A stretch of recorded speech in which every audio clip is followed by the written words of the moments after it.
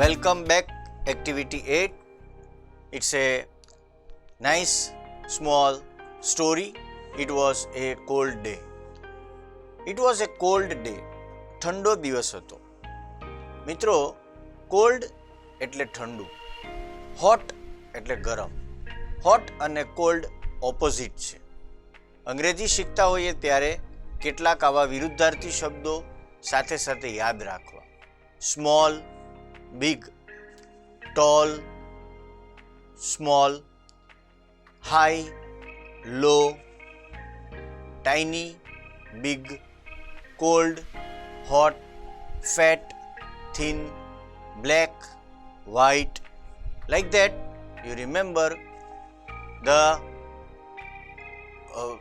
opposites: tall, short, big, small, cold, hot. Like that. It was a cold day. ઠંડો દિવસ હતો.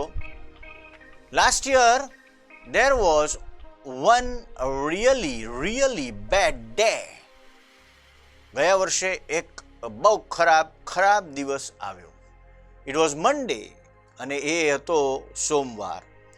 Usually there are about 25 students in my class, but that day there were only 5 students. સામાન્ય રીતે મારા ક્લાસમાં 25 જણા હોય છે, 25 વિદ્યાર્થીઓ, પણ મારા વર્ગની અંદર માત્ર 5 જ વિદ્યાર્થીઓ હતા. ઇટ વોઝ રિયલી કોલ્ડ અને બહુ ઠંડી હતી. There was no sunshine. કોઈ જાતનો સૂર્યનો પ્રકાશ નહોતો. I think the students were not at school because they were sick. અને મને લાગે છે કે વિદ્યાર્થીઓ પણ બીમાર હતા.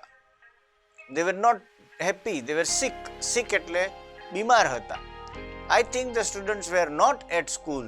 શાળાએ નહોતા અને તેઓ બીમાર હતા. They were at home.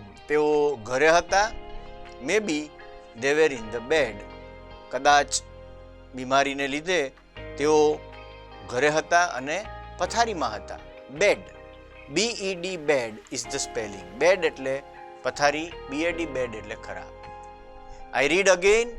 તમે પણ વાંચો, હાથમાં પેન્સિલ રાખો, સ્ક્રીન ઉપર ધ્યાન અથવા તો ટેક્સ્ટબુકની અંદર જુઓ.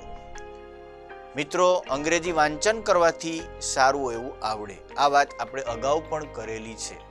Last year there was one really bad day. It was Monday. Usually there are about 25 students in my class, but that day there were only 5 students and it was really cold. It was raining a lot. બહુ વરસાદ પડતો હતો. It was dark. અંધારું ઘણું હતું. And grey outside. અને grey બહાર ભૂખરો રંગ. All was grey. It was not a good day. There was no sunshine અને સૂર્યનું તો અજવાળું જ નહોતું. I think the students were not at school because they were sick. SICK, sick એટલે બીમાર. વિદ્યાર્થીઓ શાળામાં નહોતા કારણ કે તેઓ બીમાર હતા. They were at home. તેઓ ઘરે હતા. Maybe they were in the bed. કદાચ તેઓ પથારીમાં હતા.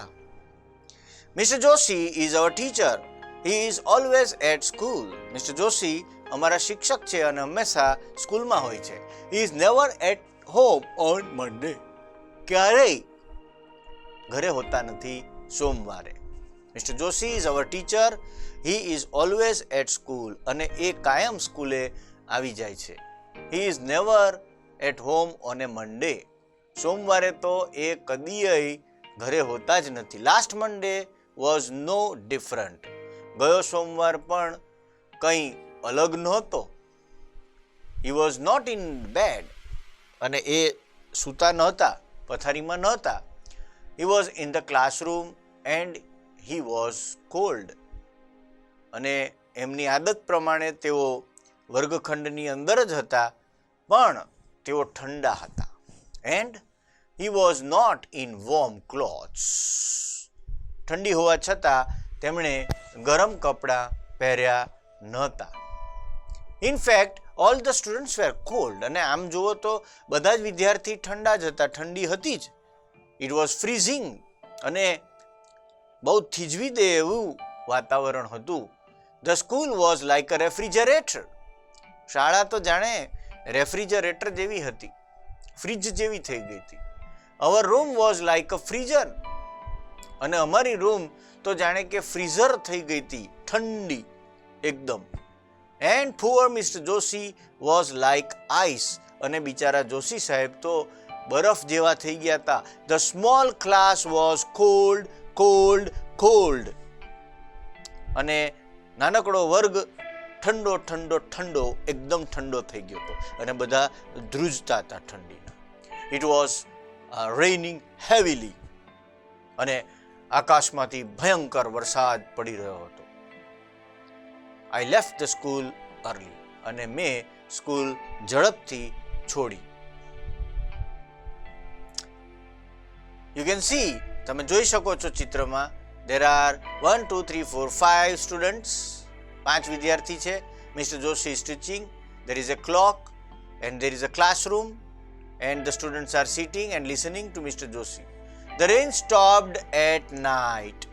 અને વરસાદ અટક્યો રાત્રે. Next day the sun was shining. બીજે દિવસે સૂર્ય જાણે કે પ્રકાશી રહ્યો હતો, ચમકી રહ્યો હતો. સો એવરીથિંગ વોઝ ઓકે. અને બધું જ ઓકે હતું. There were 25 students. 25 વિદ્યાર્થીઓ હતા. Not only 5, but where was Mr. Joshi? 25 વિદ્યાર્થીઓ હતા. Not only 5, ખાલી 5 જ નહોતા. But where was Mr. Joshi? પણ મિસ્ટર જોશી હતા ક્યાં? He was not there. તે તો ત્યાં નહોતા. He was at home, sick in bed. એ તો ઘરે હતા અને બીમાર, sick in bed. The rain stopped at night. વરસાદ રાત્રે અટકી ગયો. Next day the sun was shining. બીજે દિવસે સૂર્ય ચમકી રહ્યો હતો. Everything was okay. બધું જ બરાબર હતું. There were 25 students. 25 વિદ્યાર્થીઓ હતા. નોટ ઓનલી 5, માત્ર 5 નહોતા. But where was mister Joshi? પણ સાહેબ ક્યાં હતા? મિસ્ટર જોશી સાહેબ ક્યાં હતા? He was not there. એ નહોતા. He was at home. ઘરે હતા. sick in bed. અને બીમાર હતા. તેમની તબિયત સારી નહોતી. You can see the students making noise in the class. વિદ્યાર્થીઓ ક્લાસની અંદર મસ્તી કરી રહ્યા છે. ઘટનાને આધારે ખાલી જગ્યા પૂરો. The weather was dash and rainy. The weather એટલે ઋતુ.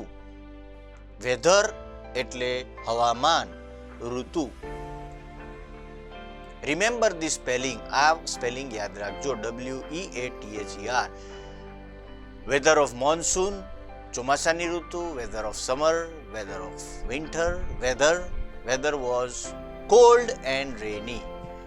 ઋતુ ઠંડી અને વરસાદયુક્ત હતી. It was dark and cloudy. આકાશમાં વાદળો હતા. Dark and cloudy. Many students were not at the school. ઘણા વિદ્યાર્થીઓ શાળામાં નહોતા. There was no. You think on it. Keep a pencil. પાઠ્યપુસ્તકની આ વાર્તાને આધારે તમારે ખાલી જગ્યાઓ પૂરવાની છે. Gas, think and answer. Lots of students were sick at home. Mr. Joshi was at home.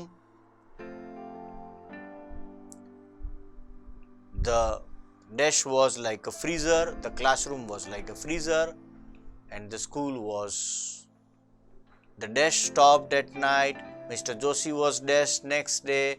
And this is how you answer the fill in the blanks. Fill in the blanks. તમારે વાર્તાના આધારે, પાઠના આધારે ખાલી જગ્યાઓ પૂરવાની છે. હવે અહીંયા વાક્યો હું તમને આપું છું અને તમારે વાક્યોને આધારે ટ્રુ ઓર ફોલ્સ લખવાનું છે. ટ્રુ એટલે સત્ય, સાચું. ફોલ્સ એટલે ખોટું. There were 5 students in the class that Monday. 5 વિદ્યાર્થીઓ હતા મંડે, સોમવારે. Is it true or false? સાચું છે કે ખોટું? There were 5 students in the class on Monday. True. It was warm on Monday. Mr. Joshi was present that Monday. Mr. Joshi was at school next day. Mr. Joshi and students felt cold the next Sunday.